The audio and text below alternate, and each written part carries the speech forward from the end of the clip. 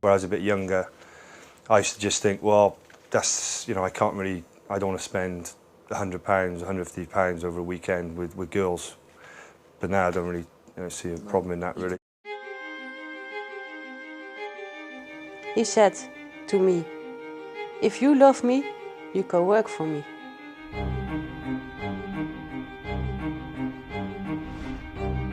At no time did I ever conceive of the extent, the organization, the depth, the pervasiveness of human trafficking for sexual purposes. All the girls are crying, everybody want to go home because they're treating us like crap. You have no life, no feelings, you cannot see people, you cannot meet people. There's no question that there's a modern-day slave industry. According to United Nations protocol, anytime a person is recruited, harbored, moved, forced, tricked, or coerced into a paid sex act, they have been trafficked. And anyone under the age of 18 in any commercial sex act is automatically a trafficking victim as well.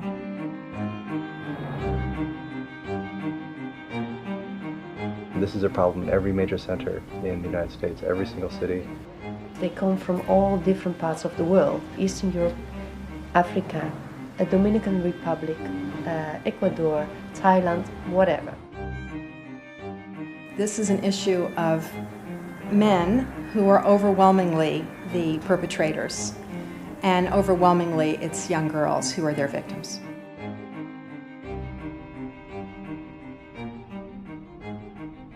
They want what they want and they want to get gone.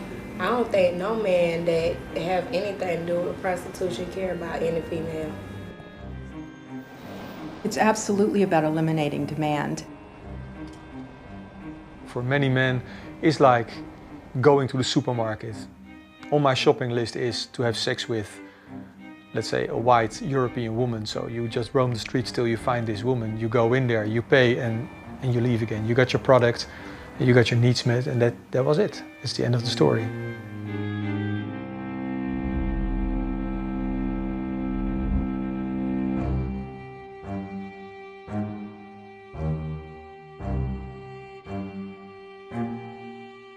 As sexually graphic material becomes the cultural norm, related markets can grow. Erotic chat lines, websites, and magazines, adult films and strip clubs, all multiplying at a fever pitch and all using the same tactic to attract the buyer, reducing human beings to objects. We brand women and children as prostitutes or whores to dehumanize them. We use terms like gentleman's club without irony. And as this dehumanization becomes normal, we begin to tolerate outright criminal activity.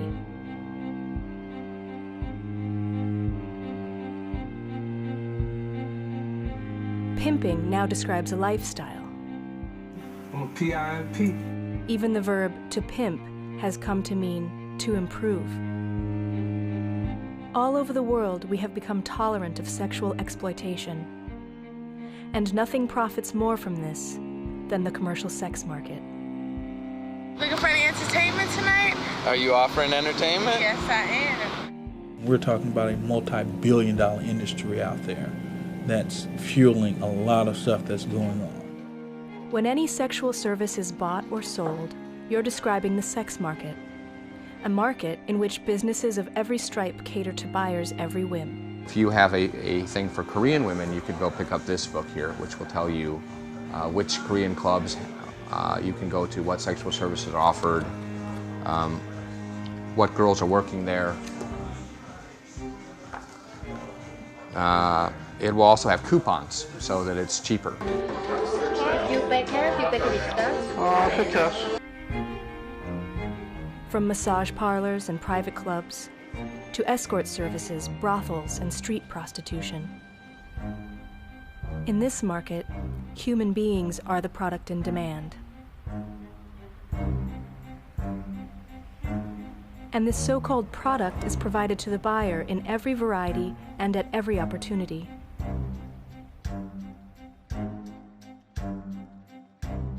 The sex market is fueled by demand. keep up with that demand, it must maintain a steady supply. And in the sex market, a major source of the supply is vulnerable women and children, trafficked into sexual slavery. I don't really know the true figures. I'd like to think there's more people, more prostitutes out there are doing it because they want to. I'm probably a bit naive in thinking that, really.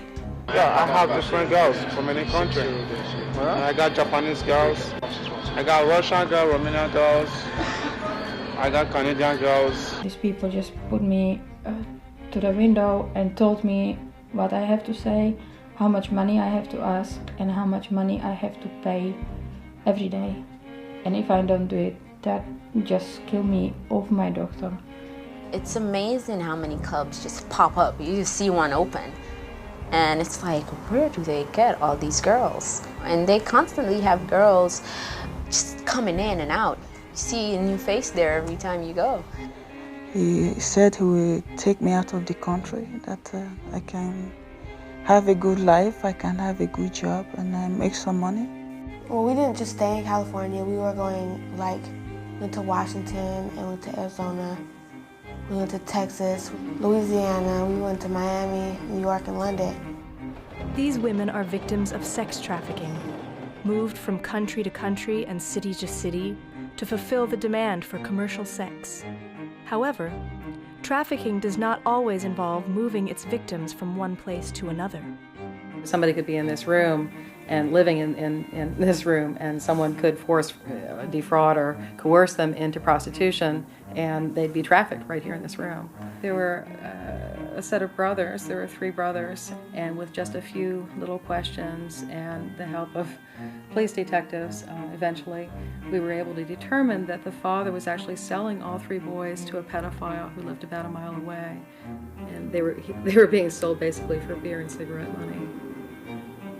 Sex trafficking is a multi-billion-dollar business, and legal or tolerated markets create a safe haven for criminals. There's not a single case from my own research, nor from the government, that can show me one proof that an African girl is standing in the mirror on her own accord as a prostitute.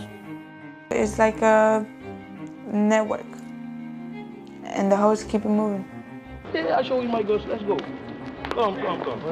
The many networks, small and large, range from street-level pimps to organized crime bosses, operating both within their own borders and outside. And a large number of their victims are children. They'd asked me to procure another boy, but they wanted him as young as possible. If you're looking 18, you're probably going to be 15, 16 years old. 13, 14 years old. As young as 10. As young as 8. The youngest I've ever seen was 6 years old.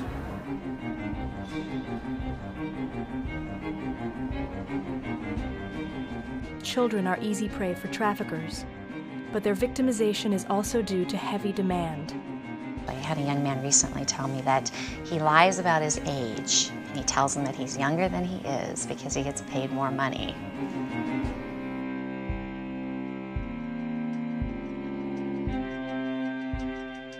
No market can survive without demand for its product.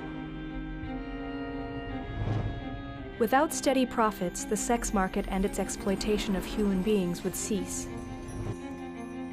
Unfortunately, the demand for commercial sex is great.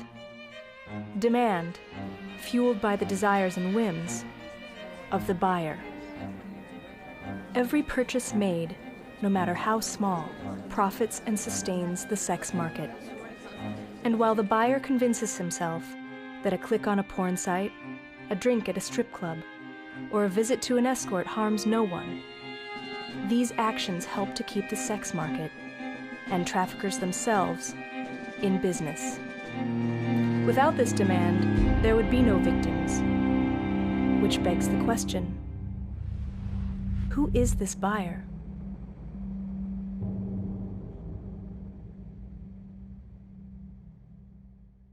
Yeah, I think the general view that men who visit prostitutes are single men who don't have a woman and can't get a woman. That's the only way they can have sex with a woman is to go to a prostitute is not a right picture.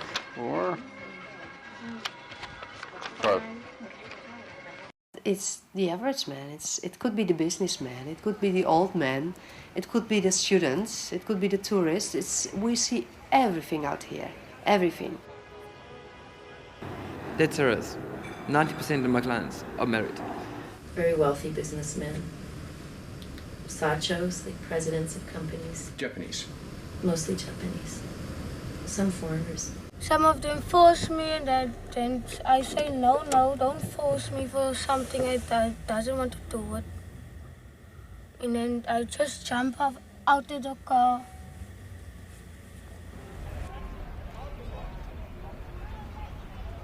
Clients are basically men and women, to be honest with you, and various ages. It doesn't really matter. They're the hardcore sex addicts and the bachelor who's just coming here to party. Every race, every social problem, every social economic group, it just doesn't discriminate. Men are looking to have sex, and this is a way for them to find it.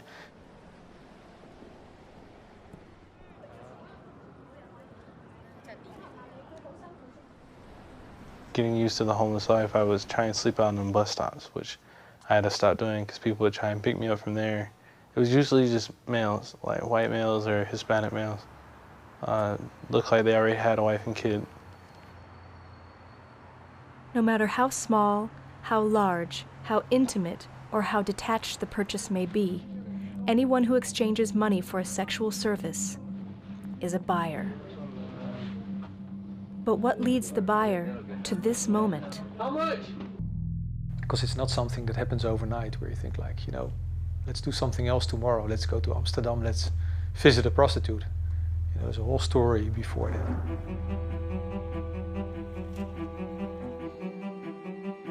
When you are brought up and your first experience with sexuality might be on the internet in these days, and there is nothing from your upbringing that tells you that that's not a good thing, where you can just go on the internet and watch all kind of pornography, then there is a step towards the next level. Images are just images, and in your mind you are looking for more excitement. So what's more exciting? That's images who are like videos. You see the action. You've got a girlfriend, there's some things that you wouldn't want to try with her, maybe. So you think, right, well, I saw that in a porno, maybe I'll try that when I'm in Amsterdam or wherever. They need more, and that's why it's more extreme, because what they did is what they have experienced, but now they need more to get the same kick. This is where visualization can become actualization, where related industries like pornography, strip clubs, and peep shows can lure the buyer to the sex market.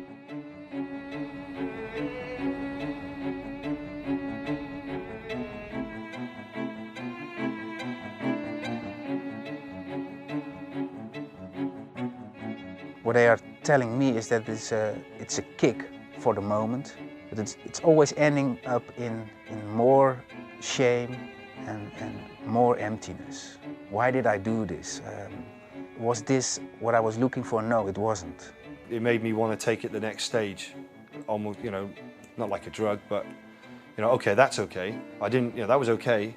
Maybe, I earn a bit more money, I can get something better. Many others capitalize on this demand, leading the buyer to the sex market and sharing in its profits. These are both individual and institutional facilitators.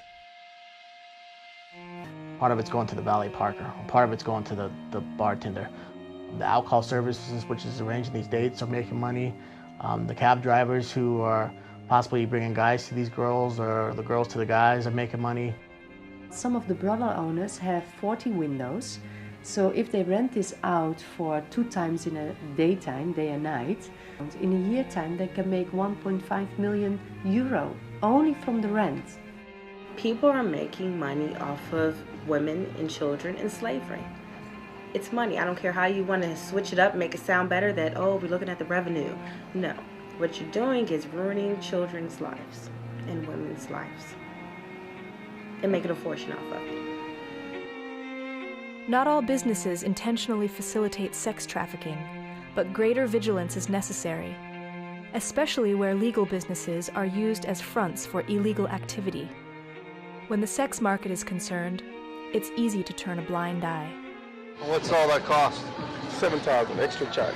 Apart from the entrance fee. Right, how much is the entrance fee? $5,000, 90 minutes. Free drinks, free touch. All you can drink, all you can touch. The law says that Japanese government will not allow intercourse, but they are doing so. Everyone knows that. Everybody knows that they're there. I mean, it's supposed to be illegal, but I mean, I don't see much enforcing.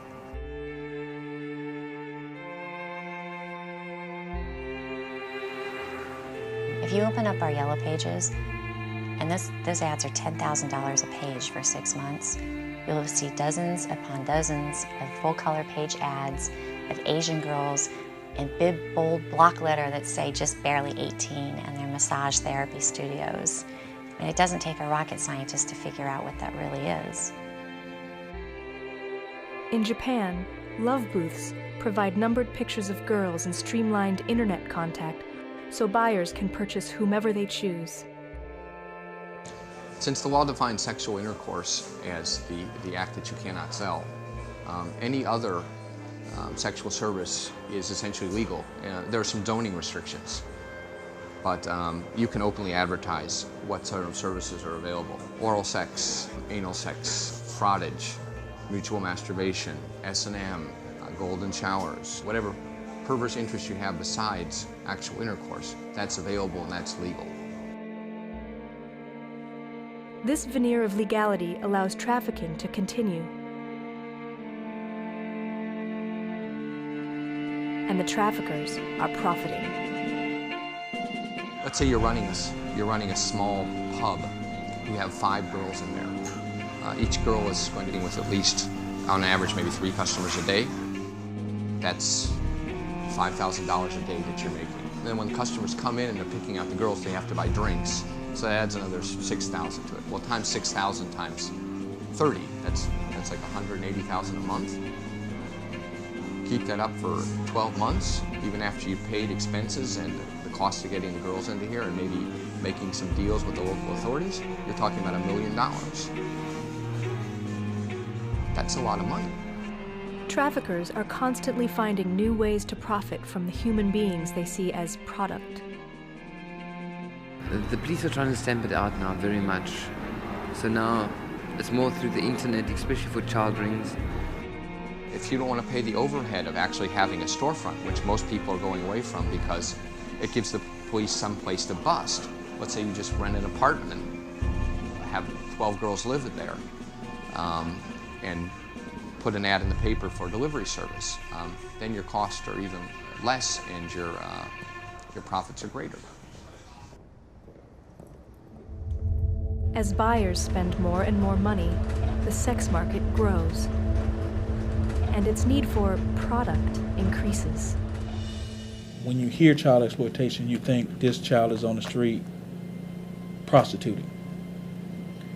All she has to do is leave the street. What the public don't understand is this child is being prostituted by someone else, and that it was a process to get them on that street from the beginning. Do you like what you do? Do you like working as a prostitute? Like, it's not like. I don't like it. A lot of them think it's still a victimless crime, that these girls want to be prostitutes, that it's just 2 consenting adults having sex. They don't realize the whole dangerous, dark part of which is, recruiting, kidnapping, forcing girls into sex to make money. It wasn't like my decision, like I think about it, I make up my mind, say I want to do it. No, it just happened out of the blues. You can't tell me that a girl from Albania in one of those villages out there thinks by herself, well, I want to go to Amsterdam. I heard you can make big business there in prostitution. We all know that there are men and women involved in this whole business in order to get this girl from Albania out of the village in order to work in Amsterdam.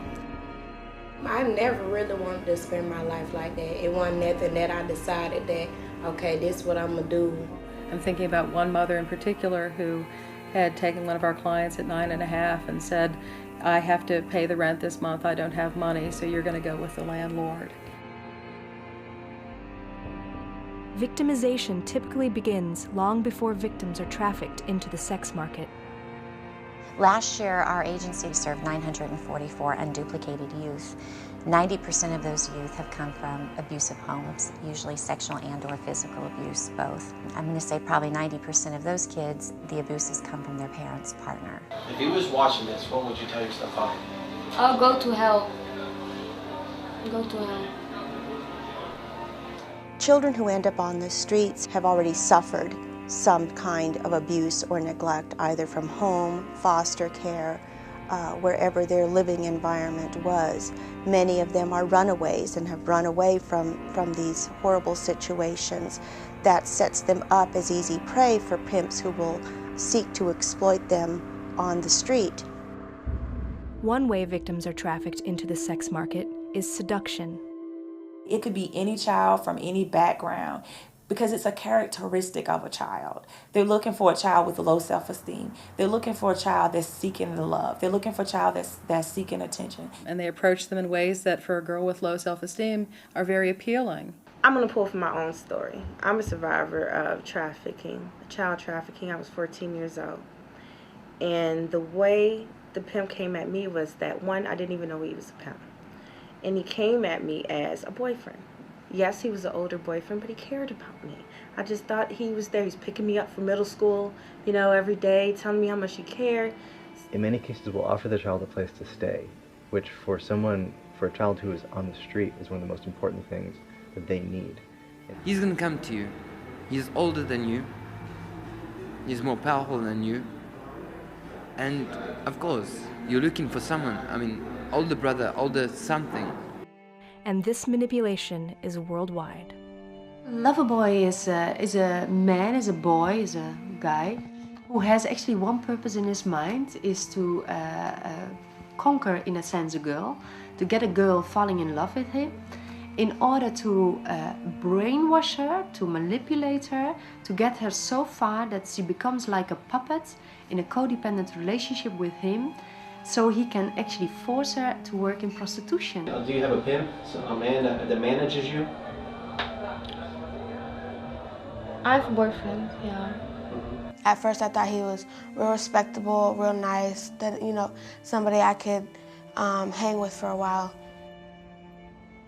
The pimp will begin destroying her self-esteem by constantly verbally abusing her, by giving her a different name, a name that he chose for her, by cutting off all her relationships from her family, from any friends she has, by moving her to another location so she's isolated, will undermine all of the different things that she could use to help protect herself. And then eventually it's, we've run out of money, you know, do this for me, or I have some friends I'd like you to meet. I was stuck on him, you know, so it's just like I went with whatever he wanted me to do, you know. Most buyers are unaware of this process, and others simply delude themselves rather than face the truth. The girls in Thailand, who's really exploiting who? When you see these stories, Thailand's not. The dark side to Thailand is, and you know, maybe you may think who's this guy to be so judgmental. But when you go to Thailand, you see just these ogres. You know, like a guy who's 6'5". I don't know where this guy came from. Let's just take America. Some wild place in Mississippi, yeah, and he's gone over to Thailand, and he's just got this little dutty girl who's 19, and you know, you just think that seems wrong. Who's exploiting who? She's going to get a living out of him. She may marry him. She's going to pull herself out of where she lives. What brought you to Japan? Someone came to me, gave me the offer. A man. He said it was school there. my passport wouldn't be messed up or anything. It would be alright. I would just go there, make some money. So I got an opportunity to do bartending, so I said that would be cool. So that's when I made my start there. And that's when a lot of stuff got all messed up. The promise of a better life is another powerful form of manipulation. They go there and take the girls to come here for work. And they say to the girls, yeah, you can make a lot of money in Amsterdam, come and I help you. And when they are here, oh yeah. And he just say, you know, I can take care of this and you can work somewhere else. And you can get your money and you can get divorced, you can buy your house. You can get your son back. And so I was just take my little bit of my clothes and I was going to get better.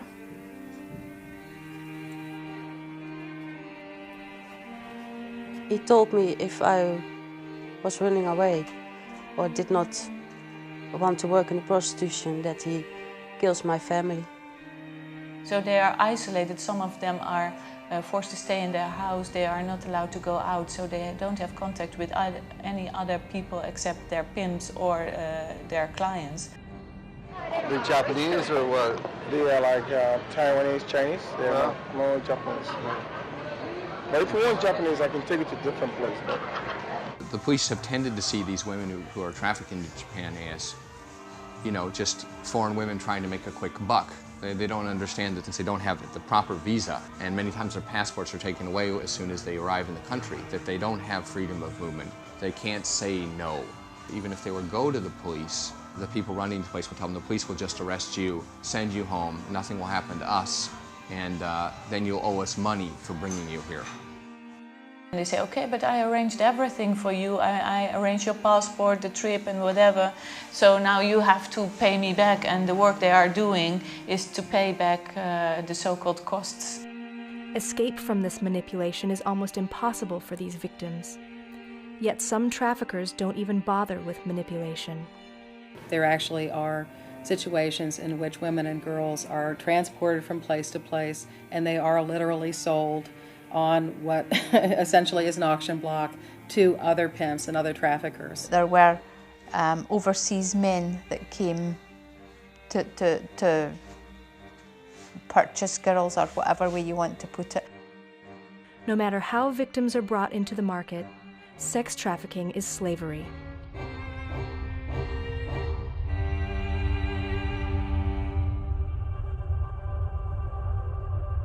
And like all slavery, victims see no money for their exploitation, despite what the buyer may think.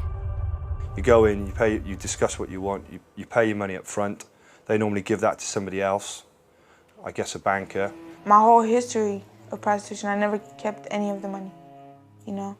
It was like a contract, you know. It was my lease, just to give them the money, and I had a place to stay. The pimp will make sure that he manages the money if they need new clothes or new shoes or anything like that. The pimp will take care of that, but the money goes all strictly to somebody else. For both of us, you two and us two? Yeah. I do a deal of $350. It would normally be $4. For how long? Normally be $4. Once they come home, or the pimp picks them up, the pimp will ask, "Where's my money?" And they need to turn over all the money. Usually, a lot of times, the pimp will tell the girl what figure she needs to come home with. If it's $200, $700, and they really can't come home until they have that money. Every cent you make, it goes to somebody. There was money in the club, but you weren't seeing where it was going because they were taking it back from you, so it weren't making sense staying there. You give him money to help him out, or because you have to give him money? Yeah, I have to give him money. Mm-hmm. He makes you give him the money? Yeah. And if you didn't pay him your money, what would happen? He said he will kill me or my family in Nigeria. These are not idle threats. I brought home, I think, like $800, and he said he wanted at least 5 more. And as I'm walking out the door, he just goes off. He was kicking my face in, he was kicking, you know, my stomach. I was coughing up blood. I must wear for him high boots so that the customers couldn't see that he kicked me on my knees. If you're out of pocket, if you look at somebody else, if you give somebody else your money, if you talk to somebody that doesn't have money or is not about business, you get beat up. But the pimp is hardly the only source of danger. They want to kill me to the, there. Hit you against the wall? Yeah, hit to the wall, and they want to take my money. I got kidnapped one time all the way to California interstate and just left there. I've been robbed with a stun gun and prostitution. He dropped me off by the railroad track. I mean, it really never ends. For trafficking victims, mental, sexual, and physical abuse, economic deprivation, family rejection, and the abject scorn of society are lifelong effects. There is this lasting effect on them, the sense of having no self-value anymore. Yes, sometimes I do feel that that I'm not a person, that anybody can just hurt me and walk away.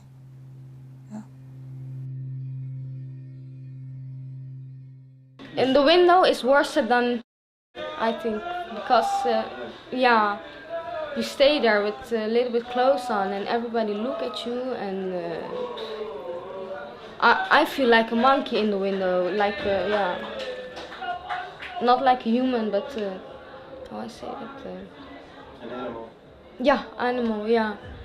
And the result of this dehumanization can be severe. The first time I took some drugs, a lot of drugs, that's when they rushed me to the hospital. The second time I wanted to jump out of the window. So I have enjoyed myself. There's a glass because I jump off the window. I want to kill myself. So I couldn't go out of the window. My hand gets stuck on the glass. So they rushed me to the hospital for the second time again.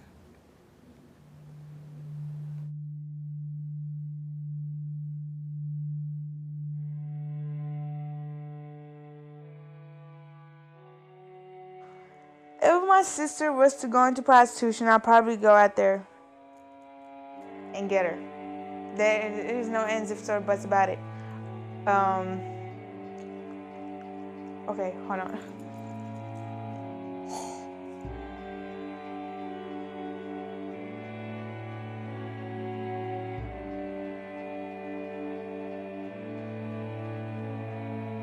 This is what buyers are paying for.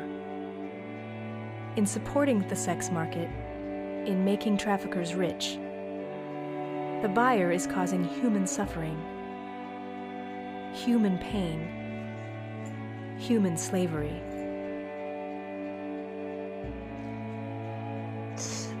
No, it's not the life. It's not what, not for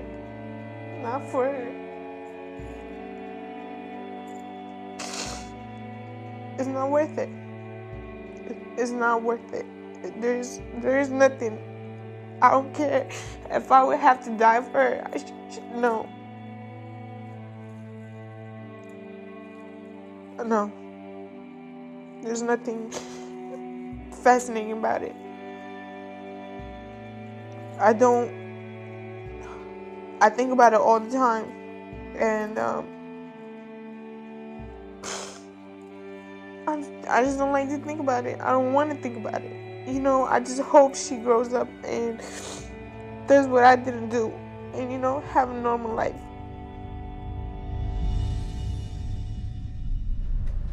Without adequate prosecution, demand only increases.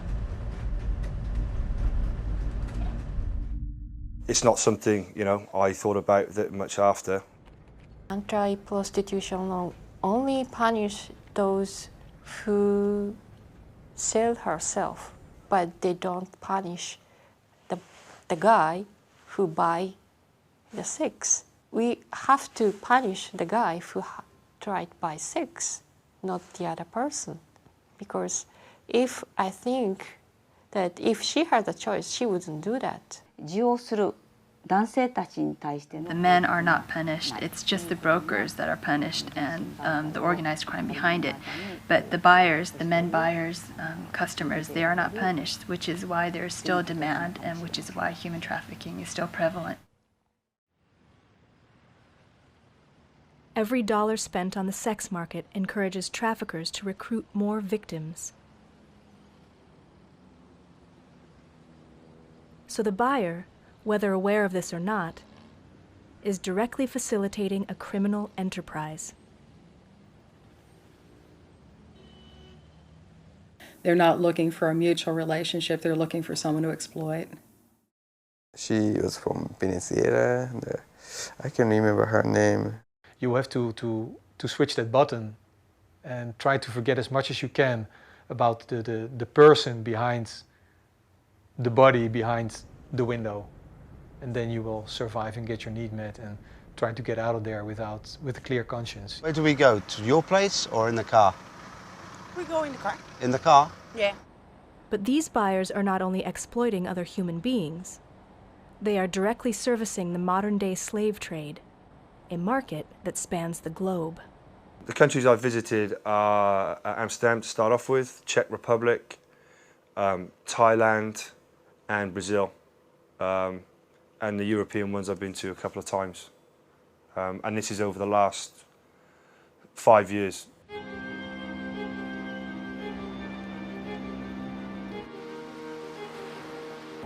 We have Dominican Republic, we have Brazilians, we have Russians, we have Syrians, we have people coming from Cuba. Anywhere they can get these girls to come in, there we go. So there's no boundary. There's no boundary. There's no boundary at all. You know? As trafficking spreads and new markets develop, buyers can satisfy their demand locally. Notions of sex tourism or trafficking as problems limited to the developing world are no longer valid. The men who go there are men who come from abroad specifically to see these women and to visit these women, but there are also family fathers who just feel the need to visit a prostitute, so it can be both. And this increase in local demand leads to an increase in local victims. It is almost impossible to determine the scope of this problem. Traffickers stay in the shadows, and victims are kept silent. The same is true in virtually every country on Earth. We know for a fact that we're seeing at least 3,000 women and girls every year. That's one small agency. You multiply that by the number of areas we don't reach, there are probably 10 or 15,000 prostituted people. Just in this city, when you multiply this by 100 cities, you're talking about maybe even hundreds of thousands of young people who are being exploited in this way. UNICEF estimates that 2 million women and children are held in sexual servitude throughout the world. But there is another number, one far more disturbing: the number of buyers. The rings manage it in such a way that girls actually have to have sex with anywhere from 15 to 25 men every single day. How many guys? It's different, but mostly 10, 15, 20, like that.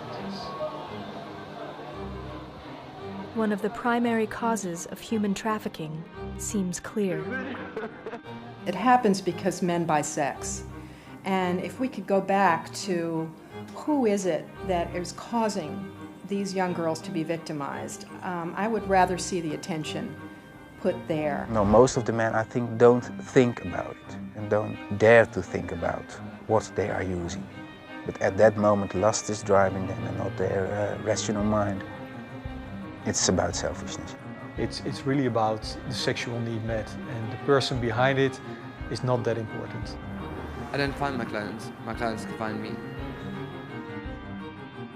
The sex trade continues, unabated, due to constant demand. Uncountable numbers of human beings are enslaved and destroyed year after year so others can profit, and buyers can satisfy a selfish urge. There are many ways to reduce worldwide trafficking in persons, but the most immediate is for buyers to stop buying. Without buyers, there is no sex market. Without a market, there are no victims.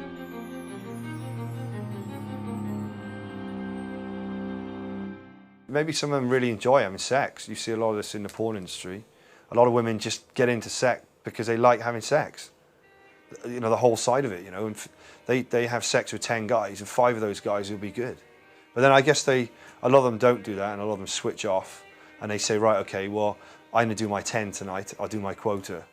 You know, some nights they go, I'll tell you what, I need to earn a bit more money. It's probably that mechanical. I need to, you know, buy my new handbag. I'll have 20 guys tonight. Through all wherever I've travelled, I've never seen any prostitution awareness campaigns. But I've got to admit that if I did see something, as in, you know, do you realise that 50%, I don't know any figures, but 50% of girls in prostitution are, you know, part of the sex trafficking, that would probably play on my conscience, and that borderline of yes or no, I'd probably say no. Do you ever do sex for money? Not yet.